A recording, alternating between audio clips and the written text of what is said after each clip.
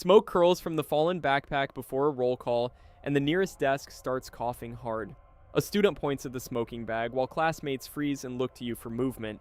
You are the substitute, and the coughing child makes the quiet order impossible to follow. The principal blocks the doorway, but gray smoke keeps spreading behind his hand anyway, near the classroom threshold. Smoke reaches a second desk, so staying quiet now puts children closer to the source. A girl grips her inhaler, and her eyes ask whether you will move the class.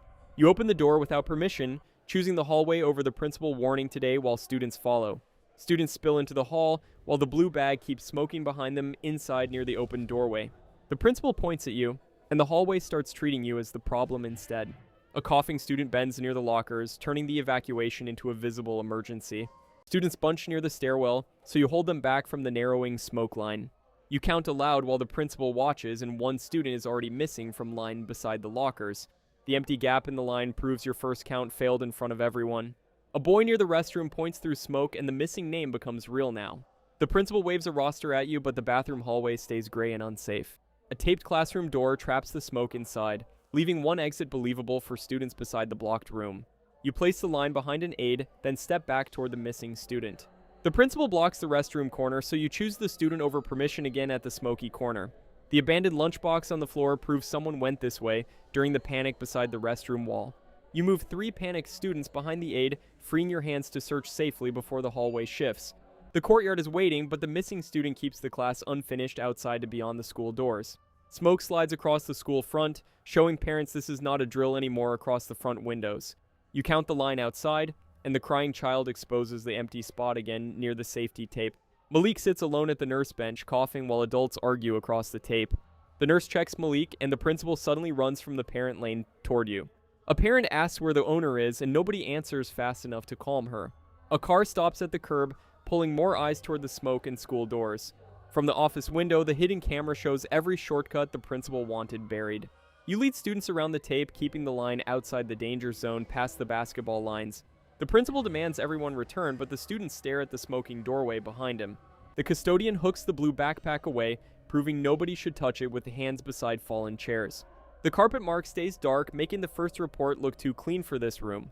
A small bottle peeks from the backpack pocket, changing the mistake into evidence under the desk legs. You hold students from the window because curiosity is pulling them back towards smoke near the glass pane.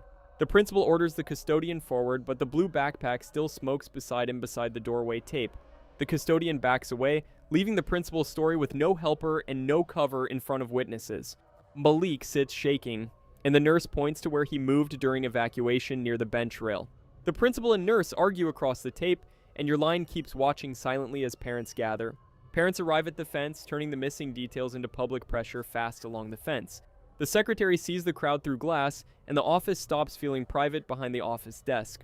On the stairs, another child coughs and points toward the upper hall. Smoke above the landing.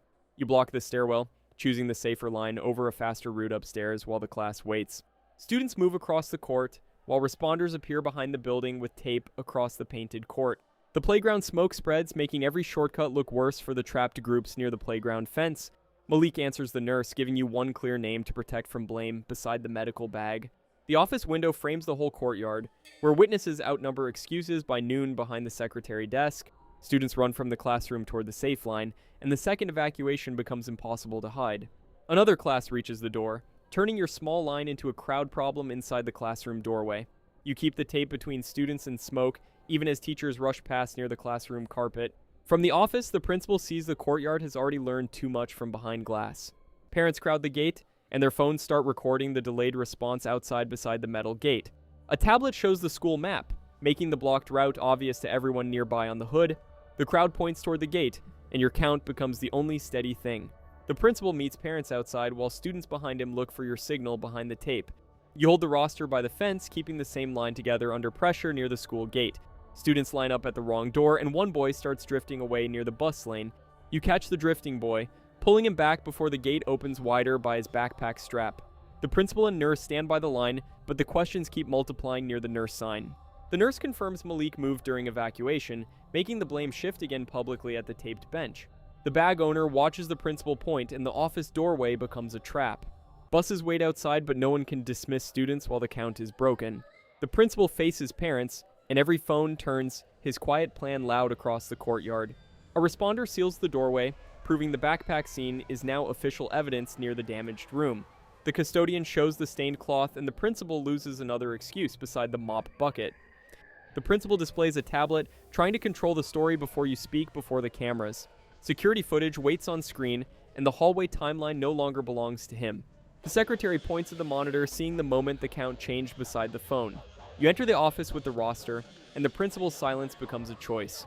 The principal stares through glass while students outside wait for the result behind the blinds. You stand at the office door, keeping the class visible behind you near the courtyard view. You kneel by the blamed student, keeping him behind the tape and adults before anyone names him. Evidence on the table shows the bag, bottle, and report cannot match under the bright office lights. Malik waits at the nurse bench while responders check the taped-off area behind the red tape.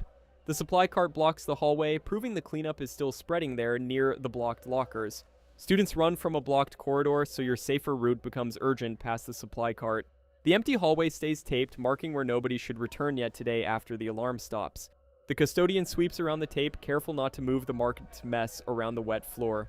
Broken supplies sit inside the taped zone, turning the hallway into evidence beside scattered tools. The principal gestures at the closet, but the district reviewer watches the floor near the closet tape. You stand by the closet door, refusing to let anyone reset the scene with the reviewer watching. At the desk, your roster and video finally line up together clearly under your finger. You point to the roster time, and the monitor backs your count on the frozen frame. The blamed child watches from the doorway, waiting to see who adults believe beside the counselor. You move him behind the counselor, placing one adult between him and blame at the office threshold. A parent arrives at the office, and the child shrinks behind the door with no shortcut left. The principal steps toward the child, but you keep the path blocked before the parent enters. Students wave from behind the fence, proving the class is safe outside and beyond the red tape. A review table opens near the gate, and your notes become the timeline beside the printed roster. Security staff stop parents at the entrance, keeping the crowd away from students at the main gate. The responder points to the checklist, and the final decision moves toward the orange cones. A sealed bin rolls away, carrying the backpack evidence out of reach down the hallway. The counselor walks the blamed student to his guardian, and the office finally quiets. Malik sits with the nurse, breathing easier while the line stays taped beside the nurse. The principal signs the report, but the reviewer watches every correction closely under the reviewer pen. You stand at the clean classroom door with students back where you can count before roll call restarts. A student places a new backpack in the open cubby, not under desks where every child can see. You point every backpack toward the cubby wall, making the new rule visible before anyone sits. Students turn toward you, and the room starts following one clear routine without looking away. The alarm light glows green, but the empty classroom still remembers the morning after the danger leaves. You pause at the door because the first day changed how everyone enters before the next bell.